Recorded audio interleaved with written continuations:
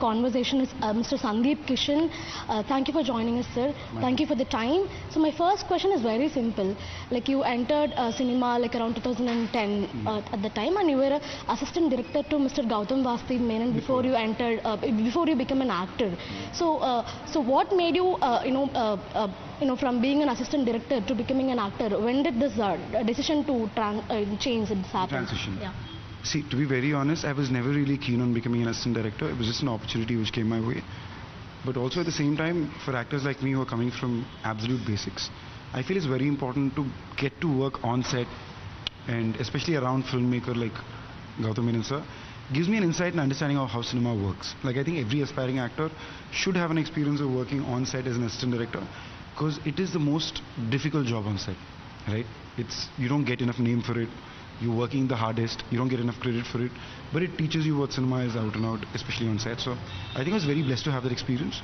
And at that point, for someone like me, I just used being Gautam Menon sir's assistant as a card to reach other auditions.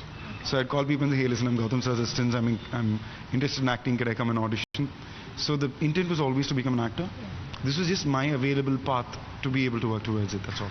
So when did you figure out that your passion is, in acting? In the sense, like at some point in all of our lives, we'll realize that this is what I want to do for the most part of my life, my professional life. So when did that hit you? Like when did you decide that you want to be an actor or you want to be part of cinema?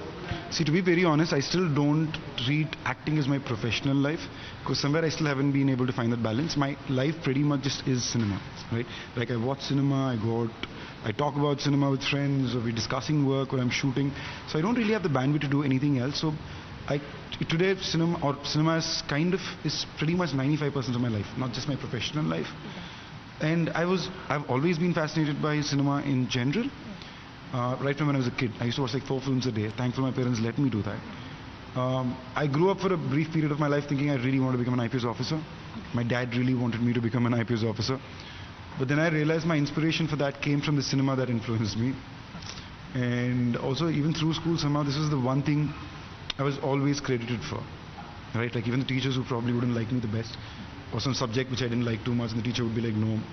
She also would be like, okay, it's acting, it's dramatics, call for him. So I think that kind of really built a lot of faith in me in terms of what I felt I would be good at. Like even today, every day I come to my job, except for the fact of the long hours, I don't find anything about it tough. Right? The long hours don't feel tiring, no, because you love what you do. No, long hours feel tiring. Okay. Like as much as you love what you're doing, when you're doing it for crazy hours with no timelines per se, it does get very erratic. And I've been doing this for 15 years now. But that apart, everything else about what I do is pretty amazing. Like we have no rhyme and logic with timings. We start at 7 a.m. in the morning, we go until 5 a.m. the next day morning, we start again at 2 in the afternoon. So it's pretty crazy. So your regular personal life or timeline life goes for a toss. You're not attending your friends' weddings or events or any family functions. That goes for a toss. But that apart, whatever we're doing, as we're doing through the day is beautiful. It's really beautiful. So now that we've mentioned the 15 years, how would you describe the journey so far, especially from the Tamil and Telugu film industries? How would you describe it so far? It's been very adventurous, to be honest. It's been a lot of highs and lows, which is ideally how I always wanted it to be. For the Telugu audience, I'm extremely grateful for the love they've given me over the last 15 years. There have been highs and lows and support, and so it's like an entire story, screenplay book that I've seen for myself in Telugu, and I'm so grateful for the kind of love and attention I consistently get there. Well, as for Tamil, I'm primarily just so blown away by the love I've been getting, because I never really consciously planned to do anything in Tamil specifically. It was always a very spontaneous move, saying, hey listen, let me do this one film, I find it exciting, maybe I should just do it. And with the kind of love I've received for that, I'm so indebted to. Especially the film I'm shooting for today is a massive responsibility. Yeah. And I just feel so much of giving back that I need to do to the Tamil people, more importantly. So like I think you acted in one Bollywood film like around 2011-12 time. Like your debut was in 2010. It released in 2011, but I filmed for it in 2009. 2009. No, it released in 2011. Okay. 11, yeah. And then like before The Family Man, there was a big gap in Bollywood. Yeah. So do you aspire to do films in Bollywood also? For me, the intent of doing cinema in Hindi was never really an active idea. For me, see, let's be honest, I come from Chennai and people speak very less Hindi here, and over time I've learned Hindi a little better today. I think I'm a little more confident with the language. But that apart, for someone like me, I was always this kid who had a few ballpark points in my head, and I was like, I want to do this. So when a Rang De Basanti came out, and I saw a Madhavan sir or a Siddharthna play great roles, and I see South Indian actors getting recognition there. That was the period, you know. Like you see Rana's Damaro Dam and Shore in the City came like a week apart from each other. So for me, it was just the fact that, oh, a Hindi film in this kind of a setup, which is so international, and those directors felt I'm right to play one of the leads in the film. And for a 20-year-old, it's like, whoa, you know. Like I didn't even speak Hindi when I did Shore in the City. I had no idea. They gave me a tutor. They made me learn the language because they just genuinely believed that this boy is a good actor, right? So that kind of faith being laid on you, and for me at that point, Hindi was an alien language.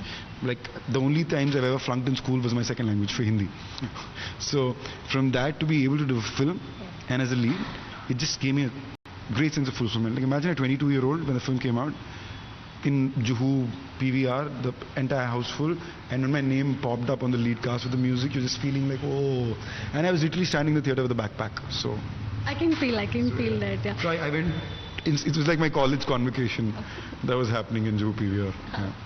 Sir, also like I want to ask you that, how would you see the transition of cinema itself in India altogether? Because I think there was one period in between, like where, commercial films were, being welcomed by the audience a lot. And now, do you think the audience are moving from, from the commercial point of view or the heroic point of view to stories and to messages that the film tried to convey? Do you think this transition has been happening in the recent years? See, if you see all through the years, we've always had a mix of a character being elevated, which is your heroic films, and drama of stories, of just the stories, is the kind of cinema which has always been existent. I think still the stories we say in totality are the same, like in the sense that it is how it should be, because I want to celebrate feeling like I'm the lead protagonist, let it be female or male, and I want to see them win in life, right? And celebrate them. That is the kind of cinema, like how we celebrate the Avengers or something else. Our Indian palette is to make heroic characters who do larger than life things which you want to emulate with or imagine yourself to be, right? I think today film language has changed. The stories are still somewhere the same kind of emotion engaging, but I think the film language of the cinema has changed a lot today. People want the cinema to look new, the characters to be more grounded, feel more real. That part of it has changed, but I think people are still very happy with a highly elevated sense of a character which they can relate to. What makes Sundeep Kishan tick a film? Like if a director comes to you with a story, of course we all, actors, all of you will have a checklist. Like if this is there, then it convinces me to take that film up. Like what is it that Sundeep Kishan looks forward to in a film? In the initial phase of my career, it was always a perfect bound script. Like when I was working as the first time filmmaker, it was always like I wanted the bound script to be perfect. And then I used to see what I could do in the film. As in, do I have something which would give me my X factor as an actor in this film? While today I think it's more about backing passionate filmmakers. Like it could be an established filmmaker or it could be a first time filmmaker. If I feel this is a film which has something for me to do or something I've never done before, and I feel this team or director and their intent is really clean, their intent is to make a great film, or at least the best, within their best capacity, that's who I choose to work with. For me, that's the reason if you see some of my films will be really loved or they'll really be like, oh, what did he just do? The reason for that is I choose to back the filmmakers who I feel are extremely passionate. Like today I feel like being an actor with the kind of whatever market scenario or interest in audience that I've been able to build today, I think I really want to utilize that to back filmmakers with genuine intent.